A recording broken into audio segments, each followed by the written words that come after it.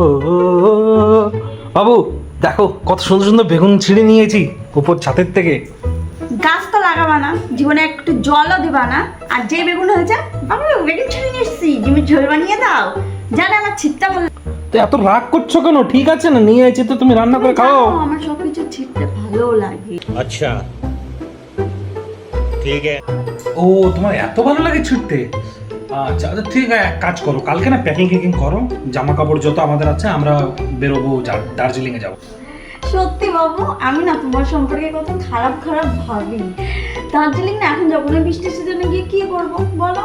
পরে যাবো, হ্যাঁ আমাকে না একটু শপিং করিয়ে দাও। रुको जरा सबर करो। আরে থামো, আগে কথাটা তো শুনে নাও আমার। দার্জিলিং এ যাবো ঘুরতে আর শপিং করতে না। তোমার ছিঁড়তে অনেক ভালো লাগে না তো, তোমারও ওই জায়গায় চায় বাগানে জব লাগিয়ে দেবো, তুমি ছিঁড়তে থাকবা পাতা, দেবে 8,000 টাকা মাসে, 4,000 টাকা আমাকে পাঠাবে, 4,000 নিজে রেখে নেবা, ঠিক আছে? হ্যাঁ চলো ঘরে চলো, কি কি ছিঁড়তে পারি দেখাচ্ছি। खत्म bye bye tata good bye गया